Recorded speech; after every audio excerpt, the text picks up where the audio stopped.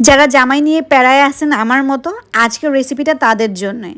So আজকে আমি আপনাদেরকে এমন একটা রেসিপি তৈরি করে দেখাবো যেটা খাওয়ার পর আপনার জামাই এত খুশি হবে, এত খুশি হবে, মনে করেন কি খুশি হবে সেটা একটু পরেই বুঝতে পারবেন। খুশির ঠেলায় আপনাদেরকে শপিংয়ে নিয়ে যাবে। সো চলেন রেসিপিটা শুরু করি। সবার প্রথমে আমি প্যানের মধ্যে 2টা নুডলস নিয়ে নিব, এটাকে এখন সিদ্ধ করে দিব। সো নুডলস খায় না এরকম আমার মনে হয় না কোনো বান্দা এখনও পর্যন্ত পয়দা হয়েছে। সবাই কিন্তু নুডলস অনেক অনেক বেশি পছন্দ করে। সো সবার প্রথমে আমি নুডলসটাকে সিদ্ধ করে নিব। আমি জাস্ট হাফ বয়েল করে নিয়েছি, তারপরে একটা বাটির মধ্যে আমি ঢেলে রেখেছি। তারপরে আমি এখন একটা প্যান বসিয়ে দিলাম, এটার মধ্যে পেঁয়াজ কুচি দিয়ে দিব এবং পরিমাণ মতো তেল দিয়ে দিব। তেল দেওয়া হয়ে গেলে আমি পেঁয়াজটাকে ভালো করে নেড়ে চেড়ে এটাকে ব্রাউন কালার করে নিব। আর ব্রাউন কালার করা হয়ে গেলে অলমোস্ট তখন আমি দিয়ে দিব একটা ডিম। আমি যেহেতু 2টা নুডলস রান্না করছি সেজন্য একটা ডিমই আমার জন্য যথেষ্ট। সো ডিমটা দেওয়ার পর আমি ভালো করে এটাকে স্ক্রাম্বল করে নিচ্ছি যাতে করে নুডলসের মধ্যে প্রপারলি এটা অ্যাড হতে পারে। তারপর আমি ইনগ্রিডিয়েন্টসগুলো অ্যাড করা স্টার্ট করব। সবার প্রথমে আমি হাফ চা চামচ লবণ দিলাম। লবণ দিয়ে আমি একটু নেড়ে চেড়ে এখন আমাদের মেন ইনগ্রিডিয়েন্টস অ্যাড করব। সো আজকের শো স্টপার আমাদের এই গুঁড়ামরিচ। সো আমি 2 চা চামচের মতো গুঁড়ামরিচ অ্যাড করে দিয়েছি।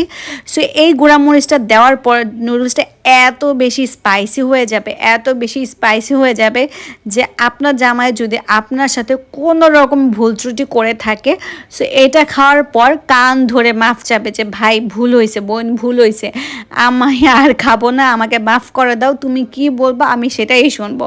সো দেখতেই পাচ্ছ পুরো ডিমটা কিন্তু লালে লাল হয়ে গেছে, দেখতেও কিন্তু অনেক বেশি ইয়ামি লাগছে না, অলমোস্ট কোরিয়ান নুডলসের মতোই কিন্তু লাগছে, রামেন টাইপের।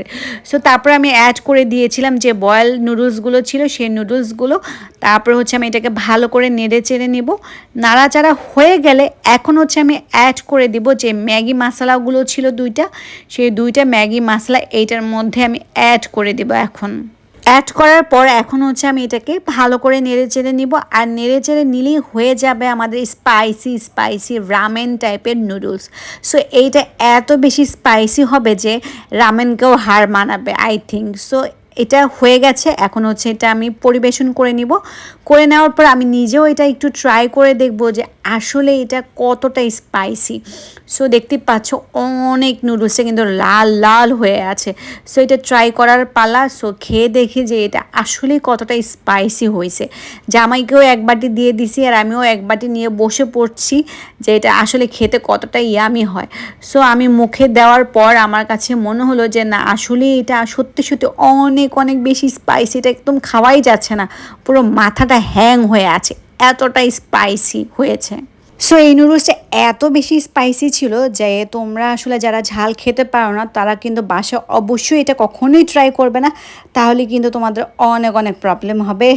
প্রবলেমটা পরের দিন সকালেই তোমরা বুঝতে পারবে। টয়লেটে যেতে হবে 1000 বারের উপরে। সো তোমরা যদি এই টয়লেটে 1000 বারের উপরে যাওয়ার জন্য প্রিপেয়ার হও সেক্ষেত্রে তোমরা এটা ট্রাই করতে পারো, কিন্তু যারা ঝাল খেতে পারবে না আমি বারবার বলছি তারা কিন্তু কখনোই এই নুডলসটা ট্রাই করবে না। তবে তোমরা কিন্তু চালাকি করে জামাইকে খাওয়াইতে পারো জামাইয়ের উপর প্রতিশোধ নেওয়ার জন্য, কারণ জামাইরা কিন্তু অনেক বেশি ঘাটতারা হয়, একদম বউদের কথা শুনতে চায় না। সো অনেক সময় জামাইদের উপর প্রতিশোধ নেওয়ার জন্য মাঝে কিন্তু এইসব টিপস অ্যান্ড ট্রিক্স কাজে লাগে।